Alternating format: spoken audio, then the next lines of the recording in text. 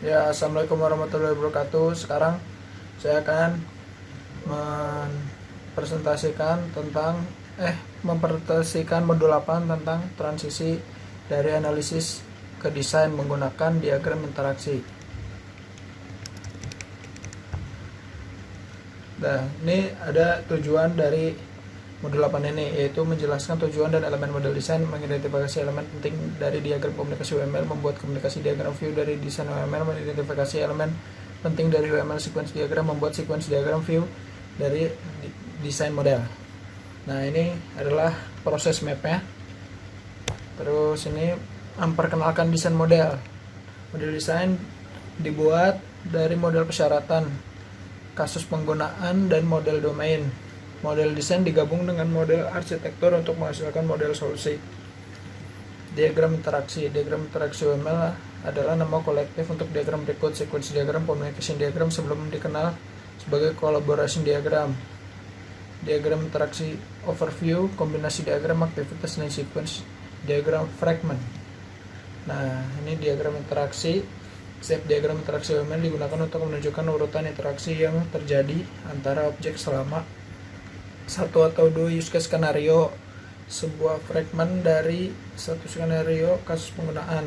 Interaksi UML diagram juga digunakan untuk menunjukkan urutan dari interaksi yang terjadi antara sistem dan subsistem. Membandingkan analisis dan desain.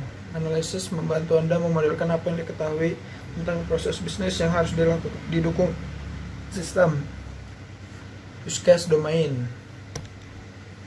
Analisis ketahanan. Analisis ketahanan adalah proses yang membantu dalam mengidentifikasi komponen yang akan diperlukan dalam model desain. Komponen batas.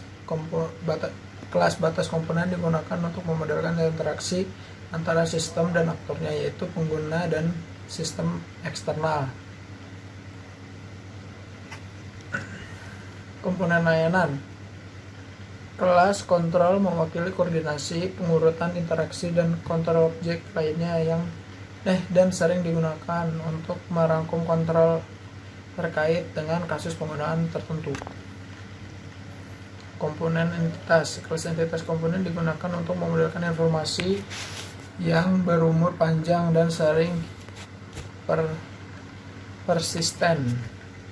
Entitas biasanya terkait dengan objek domain. Sebagian besar entitas gigi. Entitas dapat memiliki perilaku yang kompleks. Nah, ini komponen lain entitas. Terus ini komponen batas dan entitas. Nih, menjelaskan proses analisis robustness. Pilih use case buat diagram komunikasi atau diagram urutan yang memenuhi aktivitas use case. Identifikasi komponen desain yang mendukung kegiatan use case. Gambarkan hubungan antara komponen-komponen ini, beri label pada asosiasi dan pesan. Konversi diagram komunikasi menjadi diagram sequence atau sebaliknya untuk tampilan alternatif opsional. Nah, ini mengidentifikasi elemen-elemen diagram. Terus ini identifikasi elemen dari komunikasi diagram. Nah, ini elemen-elemen yang identifikasi komunikasi diagram.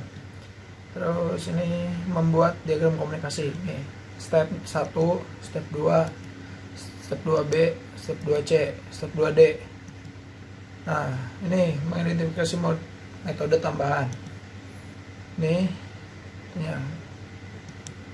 Nah, contoh diagram komunikasi. 1. Skenario utama berhasil. 2. Skenario sekunder tidak berhasil. Nah, ini contohnya. Nah, ini contoh kedua. Diagram urutan memberikan perspektif interaksi yang berada antara objek. Dapat digunakan sebagai pengganti diagram komunikasi, dapat dikonversi ke atau diagram komunikasi, buktikan lebih berguna bagi pengembang, sorot urutan waktu interaksi. Nah, ini mengidentifikasi elemen-elemen diagram urutan. Ini fragment. Terus ini contoh fragment. Ini contoh diagram urutan. Nah, diagram urutan 2, 3. Nah, ini ringkasannya nih dari modul 8. Diagram interaksi digunakan untuk mengidentifikasi komponen desain yang memenuhi kasus penggunaan. Interaksi objek dapat divisualisasikan dengan UML, diagram komunikasi, dan diagram urutan. Selesai.